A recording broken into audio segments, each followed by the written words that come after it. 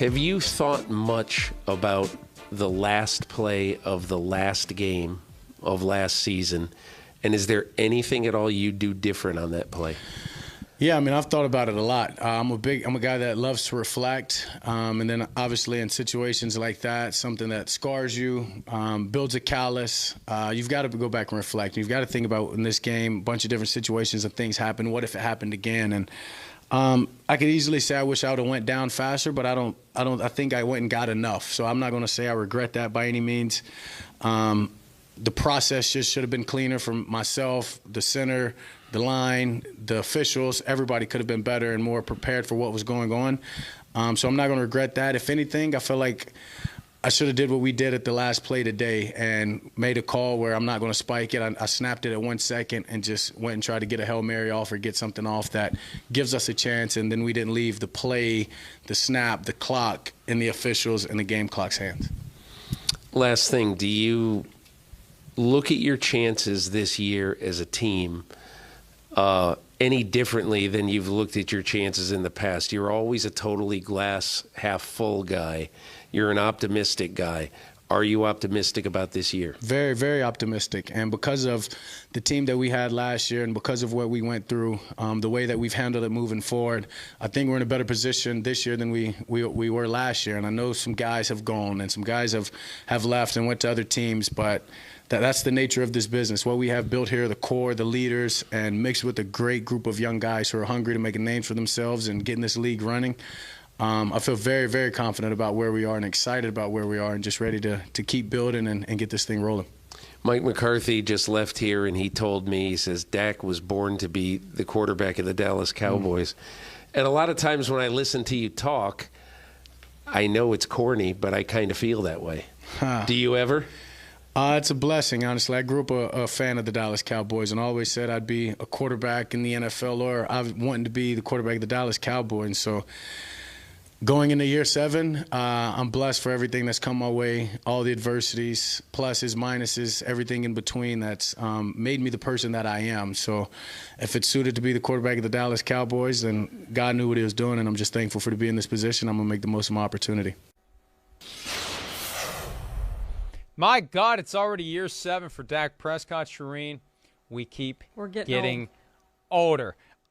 So that last play from the 49ers playoff game, does that resonate into 2022 for Dak Prescott or the Cowboys? I'd like to think that they privately acknowledge that there's a lesson there to be learned about not just drawing up plays, but making sure you properly execute them and also get out of the way when you need to so the official can spot the ball so you can spike it. But do you think that lingers, like we've seen other big plays linger for a team, the end of Super Bowl 49, for example, with the Seahawks, and the blown lead by the Falcons? Is this the kind of thing that resonates into 22?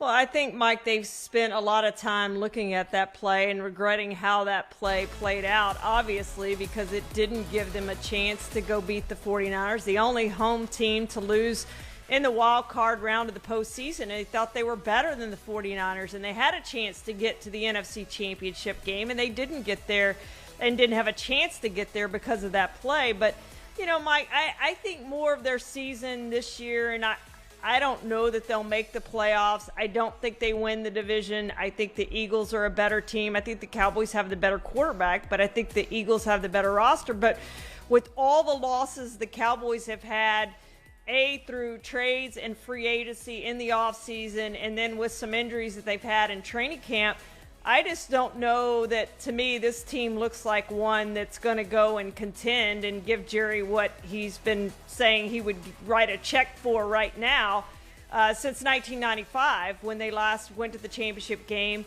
and won a Super Bowl. And they just don't look like that to me on paper. I don't know that this play will have anything to do with that. I think it's more of what's transpired with their personnel.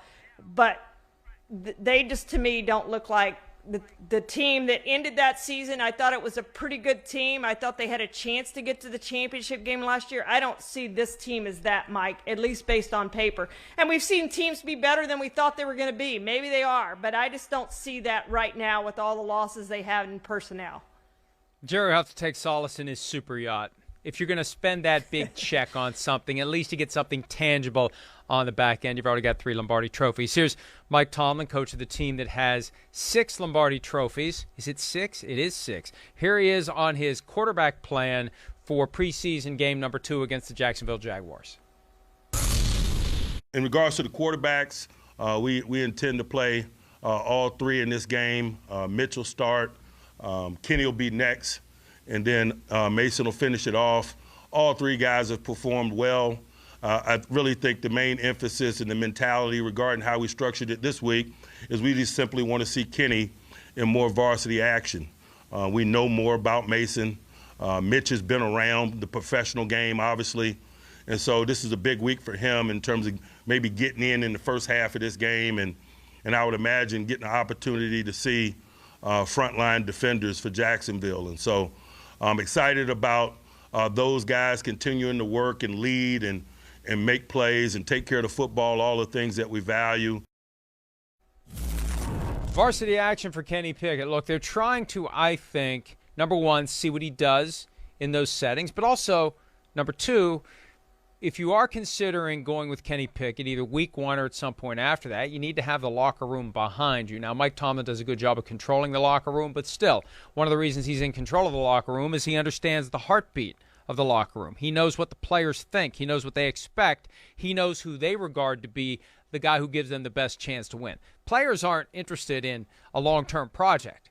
For a lot of them, this may be their last year in the NFL. They want to try to win now. They want the best guy on the field, and Pickett needs to prove he's the best option before he's the guy that's going to be running that offense. So we move closer to something. We don't know what. I still feel like it's Mitch Trubisky's job to lose, but it's possible he loses it if Kenny Pickett shows enough that gives Mike Tomlin comfort.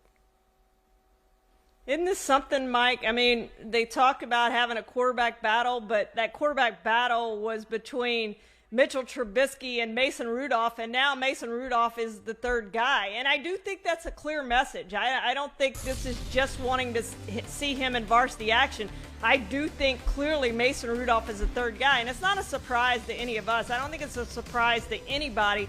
The question I have is whether Mason Rudolph is on this team after final cuts. And I expected him to be, but now I'm not so sure based on him being the third quarterback. But Kenny Pickett has looked really good. I'm surprised with how quickly he has done what he's done. 13 of 15, 95 yards. He had the game winner the other day, Mike, right at the end of the game, and just thought he handled that situation beautifully. I know we're going to have a draft later of things you want to see, and I'm not going to pick Kenny Pickett since we're talking about him here, but he's who I want to see this week. I want to see what he does. I can't wait to see Kenny Pickett play in this game because I think there's a chance that he could win that starting job.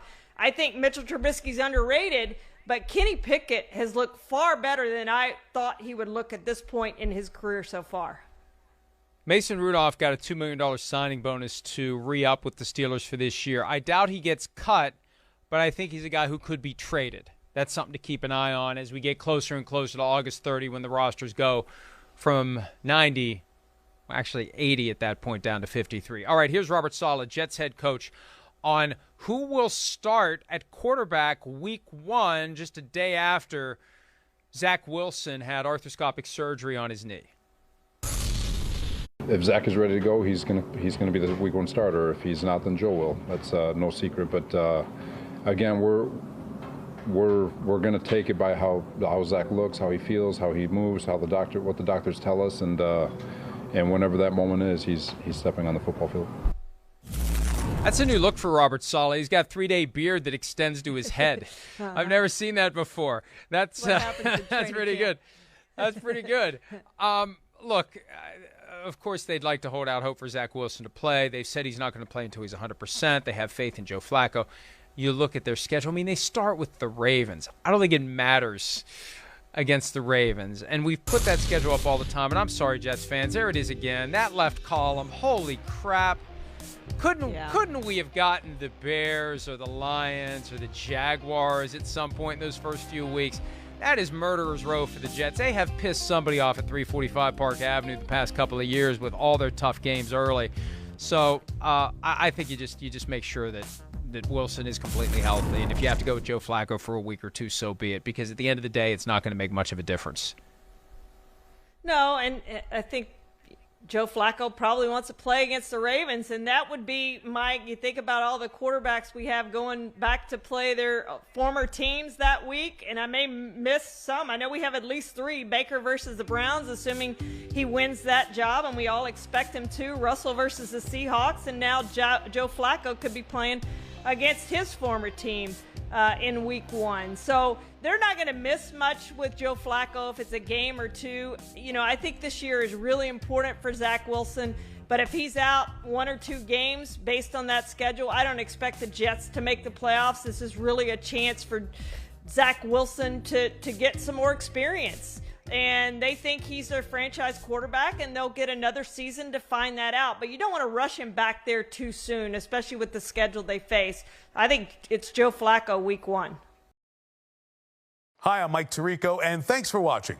Make sure to hit subscribe for the latest news and highlights from NBC Sports.